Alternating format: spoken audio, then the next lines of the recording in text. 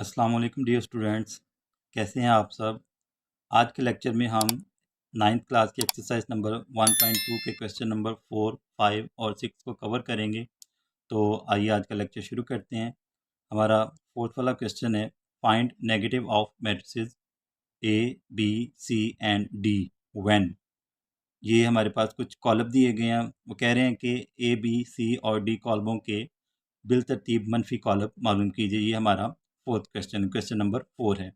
यहाँ पे सबसे पहले हमें एक कॉलम दिया गया है जिसके मेंबर्स हैं 1, 0, -1। ये आप देख सकते हैं कि ये एक कॉलमिंग कॉलम है, यानी कि कॉलम मैट्रिक्स है। तो इसको हम जो है वो मनफी कॉलम में, नेगेटिव कॉलम में हम इसको जो है वो कन्वर्ट करेंगे। उसके लिए क्या करना होता है कि जितनी भी एंट्रीज़ होती हैं, जितने भी मेंबर्स होते हैं कॉलम के, आपने माइनस से उनको जो है वो मल्टीप्लाई कर देना है। तो वो आपके पास जो है वो नेगेटिव मैट्रिक्स आ जाता है, मनफी कॉलम आ जाता है। तो यहाँ पे हमने क्या किया है, माइनस को अंदर मल्टीप्लाई करेंगे, माइनस प्लस माइनस हो जाएगा। ज़ीरो जो है उस पर जो है वो कोई साइन जो है वो नहीं आएगा उसके साथ, और ये माइनस माइनस प्लस हो जाएगा। तो ये हमारा आंसर आ जाएगा। पहला पार्ट जो है इसका इस तरह हल हो जाएगा। अब दूसरा पार्ट देखते हैं। दूसरे पार्ट में हमें जो कॉलम दिया गया है वो है बी कॉलम। बी मैट्रिक्स है, इसके मेंबर्स हैं 2, 6, 3 एंड 2। इसको हमने जो है वो मनफी कॉलम में तब्दील करना है। तो क्या करेंगे, हम माइनस से अंदर मल्टीप्लाई कर देंगे। मल्टीप्लाई करेंगे तो ये जो साइंस हैं इनकी वो चेंज हो जाएंगी। ये सारे चूँकि प्लस के हैं तो ये अब माइनस के साइन हो जाएंगे, ठीक है। तो ये हमारे पास जो है वो मनफी कॉलम बी आ जाएगा। अब अगला कॉलम है, अगला हमारे पास जो पार्ट है क्वेश्चन नंबर 4 का थर्ड पार्ट, उसमें हमारे पास कॉलम है सी। सी मैट्रिक्स दिया गया जिसके मेंबर्स हैं 2, 6, 3 एंड 2। तो इसका हम जो है वो नेगेटिव मैट्रिक्स मालूम करेंगे। सिंपल जो है, माइनस से अंदर मल्टीप्लाई करवा दें। मल्टीप्लाई करेंगे तो plus minus minus, minus plus minus, minus plus minus, minus plus minus. बस आपने ये ध्यान रखना है, जहाँ पे पॉजिटिव है वहाँ पे नेगेटिव हो जाएगा, जहाँ पे नेगेटिव होगा वहाँ पर पॉजिटिव हो जाएगा। तो ये हमारे पास जो है वो इसका सी पार्ट का जो है वो नेगेटिव कॉलम आ जाएगा, नेगेटिव मैट्रिक्स आ जाएगा। अब हमारे पास जो है वो चौथा पार्ट है इसका। उसमें हम क्या करेंगे, वो हम डी पार्ट जो है हमारे पास, डी मैट्रिक्स है हमारे पास। इसके मेंबर्स हैं -3, 2, -4, 5। अब ये हमारे पास दो जो मेंबर्स हैं ये माइनस के हैं, और दो मेंबर्स जो हैं वो प्लस के हैं। तो जब हम माइनस से इनको मल्टीप्लाई करवाएंगे, माइनस माइनस प्लस हो जाएगा, माइनस प्लस माइनस हो जाएगा, माइनस माइनस प्लस हो जाएगा, और ये माइनस प्लस माइनस हो जाएगा। सिंपल इसमें यही करना होता है कि आपने साइंस चेंज करने होते हैं। जो आपको मैट्रिक्स दिया गया है उसमें जब आप साइंस चेंज कर देते हैं, प्लस की जगह पे माइनस लगा देते हैं, माइनस की जगह पे प्लस लगा देते हैं, तो वही आपका नेगेटिव मैट्रिक्स यानी कि मनफी कॉलम होता है। इसमें और कुछ जो है वो इतना ज़्यादा करने की ज़रूरत नहीं होती। अगला पार्ट है हमारे पास क्वेश्चन नंबर 4 का फिफ्थ पार्ट है, इज इक्वल टू 1, -5, 2 एंड 3। ये हमारे पास जो है वो कॉलम दिया हुआ है। इसको अब हम हल करते हैं। तो इसमें जो है वो हम देखते हैं कि ये जो है हमारे पास, जब हम माइनस से मल्टीप्लाई करवाएंगे अंदर, तो प्लस माइनस माइनस, ये जो 1 है ये माइनस का हो जाएगा, माइनस माइनस प्लस, 5 जो प्लस का हो जाएगा, माइनस माइनस प्लस, ये माइनस प्लस माइनस हो जाएगा, और ये माइनस प्लस माइनस हो जाएगा। तो ये हमारे पास जो है वो नेगेटिव मैट्रिक्स यहाँ पर आ जाएगा। अब अगला जो सवाल है हमारे पास, अगला जो क्वेश्चन है वो है, find the transpose of each of the following matrices. आपने क्या करना है कि जो नीचे मैट्रिसेस दिए गए हैं उनका आपने ट्रांसपोज कॉलम मालूम करना है। नीचे दिए हुए कॉलमों के ट्रांसपोज कॉलम मालूम कीजिए। ट्रांसपोज कॉलम ऐसा कॉलम होता है जो हमें कब मिलता है, जब हम रोज़ को कॉलम्स की शक्ल में लिख देते हैं, या कॉलम्स को रोज़ की शक्ल में लिख देते हैं। इसमें अगर आप एक काम कर लें, रोज़ को कॉलम की शक्ल में लिख दें, तो जो कॉलम है वो ऑटोमेटिकली जो है वो रोज़ की शक्ल में आ जाएगा। तो बस आपने एक ही काम करने से आपका जो है वो ये क्वेश्चन हल हो जाएगा। हम क्या करेंगे, ये हमारे पास एक कॉलम है, इसको हम रो की शक्ल में लिख देंगे, और जो हमारी रोज़ होंगी वो ऑटोमेटिकली कॉलम बन जाएंगी। तो ये हमारे पास जो है एक मैट्रिक्स दिया हुआ है, ए इज़ इक्वल टू 0, 1, -2। ये आप देख सकते हैं, ये कॉलम मैट्रिक्स है, कॉलमी कॉलम है, तो इसका जब हम ट्रांसपोज लेंगे तो क्या होगा, ये हम कॉलम है इसको हम रोज़ की शक्ल में लिख देते हैं। ये हमारे पास एक ही रो जो है वो आ जाएगी और आप देख सकते हैं ये 3 जहाँ पे जो है वो कॉलम बन जाएंगे। तो इस तरह जो है ये हमारा इसका ट्रांसपोज निकल आएगा। अब 5वें सवाल की जो है वो दूसरा पार्ट देखते हैं। इसमें हमें दिया गया है b इज़ इक्वल टू 5 1 -6। ये हमारे पास एक कॉलम है, एक मैट्रिक्स है। इसका हम ट्रांसपोज कैसे लेंगे, ये हमारे पास एक रो है, इसको हम कॉलम की शक्ल में लिख देंगे और जो कॉलम है वो ऑटोमेटिकली रोज़ की शक्ल में आ जाएंगे। तो 5 था, ये रो का पहला मेंबर है, इसको हम जब कॉलम में लिखेंगे तो कॉलम का पहला मेंबर आ जाएगा। ये रो था, रो में दूसरा मेंबर था, अब ये कॉलम का दूसरा मेंबर बन गया।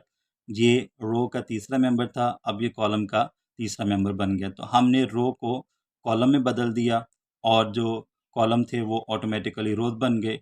तो यहाँ पे जो है सिर्फ हमने यही करना है कि हम रोज़ को कॉलम्स में बदल देंगे तो कॉलम्स जो है वो ऑटोमेटिकली रोज़ की शक्ल में आ जाएंगे। तो ये हमारा जो है वो ट्रांसपोज कॉलम बी ट्रांसपोज जो है वो हमारे पास आ जाएगा। क्वेश्चन नंबर 5 का तीसरा पार्ट है हमारे पास c इज़ इक्वल टू 1 2 2 -1 3 0। यहाँ पे आप देख सकते हैं कि हमारे पास दो कॉलम है, एक ये कॉलम आ रहा है और एक ये कॉलम आ रहा है। ये इसके 3 रोज़ हैं, 1 2 और ये 3। तो हम क्या करेंगे, ये जो कॉलम है इसको बस रो की शक्ल में लिख देंगे और ये जो कॉलम है इसको भी रो की शक्ल में लिख देंगे। तो हमारे जो कॉलम है वो ऑटोमेटिकली रोज़ की शक्ल में आ जाएंगे। तो इस तरह जो है वो हमारा ट्रांसपोज कॉलम हल हो जाएगा। तो ये हमारे पास सी ट्रांसपोज जो है वो आ जाएगा हमारे पास। अगला क्वेश्चन है पार्ट नंबर 4। इसमें हमने क्या करना है, इसका भी इसी तरह ट्रांसपोज लेंगे। ये हमारी रोज़ हैं, इसको कॉलम की शक्ल में लिख दिया। ये हमारी रो है, इसको हमने कॉलम की शक्ल में लिख दिया। तो अब जो है वो हमारे पास डी ट्रांसपोज कॉलम आ जाएगा। इसी तरह आगे जो है अगला क्वेश्चन है इसका पार्ट नंबर 5। ये हमारे पास एक कॉलम है ई, उसका नाम है और मेंबर्स हैं इसके 2 3 -4 एंड 5। ये हमारी रो है, इसको जो है जब हम कॉलम में लिख देंगे, इस रो को हम कॉलम में लिख देंगे तो वो हमारा जो है वो हमारे पास ई ट्रांसपोज मैट्रिक्स जो है वो आ जाएगा। आगे जो है हमारे पास 5वें सवाल का छठा पार्ट है। हमारे पास मैट्रिक्स है एफ, इसके मेंबर्स हैं 1 2 3 4। एक ये रो है हमारे पास, एक ये रो है हमारे पास। इस रो को हम कॉलम की शक्ल में लिख देंगे, फिर इस रो को कॉलम की शक्ल में लिख देंगे। तो इस तरह हमारे पास जो मैट्रिक्स आएगा, जो कॉलम आएगा, वो हम एफ, उसको हम एफ ट्रांसपोज कहेंगे। तो यही हमारा आंसर हो जाएगा। अब हमारे पास अगला क्वेश्चन आ गया, क्वेश्चन नंबर 6। इसमें क्या कहा जा रहा है, इसमें कह रहे हैं कि verify that if A is equal to, एक मैट्रिक्स आपके पास जिसका नाम है ए 1 2 0 1, ये इसके मेंबर्स हैं, और बी है हमारे पास बी इज़ इक्वल टू 1 1 2 0। तो आपने साबित करना है कि ए ट्रांसपोज का जो ट्रांसपोज है वो ए के बराबर है और बी ट्रांसपोज का ट्रांसपोज जो है वो बी के बराबर है। तो शुरू करते हैं, हम इसको हल करते हैं। क्वेश्चन नंबर 6 का पहला पार्ट है जिसमें हमने प्रूव करना है कि ए ट्रांसपोज का अगर हम फिर से ट्रांसपोज लें तो वो ए के बराबर आएगा। तो ये बिल्कुल सिंपल से है, यही है कि हम इसका 2 दफ़ा ट्रांसपोज लेंगे। जब हम 2 दफ़ा ट्रांसपोज लेंगे तो हमारे पास जो है वो ऑटोमेटिकली पहला जो हमारे पास मैट्रिक्स था वो फिर से आ जाएगा। जब हम मैट्रिक्स ए का ट्रांसपोज लेंगे, ये हमारे पास पहली रो है, इसको हम कॉलम की शक्ल में लिख देंगे। दूसरी रो है, इसको भी हम कॉलम की शक्ल में लिख देंगे। ये हमारे पास फर्स्ट टाइम जब हमने ट्रांसपोज लिया तो हमारे पास इसके मेंबर्स आ गए 1 0 2 1। और फिर जब हम दोबारा से इसका ट्रांसपोज लेंगे तो हमारे पास जो मेंबर्स हैं वो इस तरह से होंगे, यानी कि इसका जब हम डबल ट्रांसपोज करेंगे, ए ट्रांसपोज का फिर ट्रांसपोज लेंगे तो हमारे पास आ जाएगा, ये देखें ये हमारी कितार है, इसको हम कॉलम की शक्ल में लिख देंगे। ये कितार है, इसको भी हम कॉलम की शक्ल में लिख देंगे।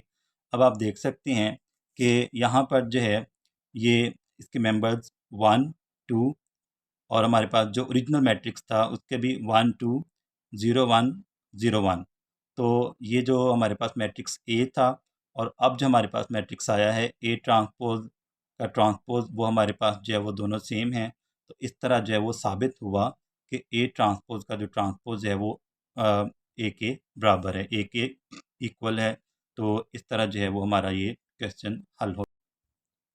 तो अब हम लिख सकते हैं कि ए ट्रांसपोज का ट्रांसपोज जो है वो बराबर है ए के। इसी तरह क्वेश्चन नंबर 6 का सेकंड पार्ट है, बी ट्रांसपोज का ट्रांसपोज बराबर है बी के। ये आपने साबित करना है। ये हमारे पास जो है एक मैट्रिक्स है बी, इसका हम ट्रांसपोज लेंगे। जब हम इसका ट्रांसपोज लेंगे, फर्स्ट टाइम ट्रांसपोज लेंगे इसका, तो हमारे पास आ जाएगा, ये हमारे पास रो है, इसको हम कॉलम की शक्ल में लिख देंगे। एक ये रो है, इसको हम कॉलम की शक्ल में लिख देंगे। तो ये हमारे पास जो है वो बी ट्रांसपोज कॉलम आ जाएगा। अब दोबारा से जब हम इसका ट्रांसपोज लेंगे तो वही जो हमने रोज़ को कॉलम्स में बदला था और कॉलम्स को रोज़ में बदला था, वो दोबारा से जो है रोज़ जो हैं वो अपनी असल शक्ल में आ जाएंगी। ये कॉलम था, अभी जो अब जब हमने ट्रांसपोज लिया तो ये हमारे पास कॉलम है, इसको हमने रो की शक्ल में लिख दिया। ये कॉलम है तो इसको भी हमने रो की शक्ल में लिख लिया। अब आप देख सकते हैं कि हमारे पास जो ओरिजिनल मैट्रिक्स था, जो कि जिसके मेंबर्स थे 1 1 2 0, अब दोबारा से हमारे पास वही जो है वो मैट्रिक्स आ गया 1 1 2 0। ठीक है, तो जो कि मैट्रिक्स बी के बराबर है। तो इस तरह जो है साबित हुआ कि बी ट्रांसपोज का जो ट्रांसपोज है वो बी के इक्वल है। तो इस तरह जो है वो हमारा क्वेश्चन नंबर 6 जो है वो भी कंप्लीट हो गया। तो उम्मीद करूँगा आपको इन सवालों की समझ आ गई होगी, इन क्वेश्चंस की समझ आ गई होगी। तो अगर आपको ये वीडियो अच्छी लगी हो तो लाइक कीजिएगा और मेरे चैनल को सब्सक्राइब कीजिएगा। आपका देखने का बहुत शुक्रिया। अल्लाह हाफ़िज़।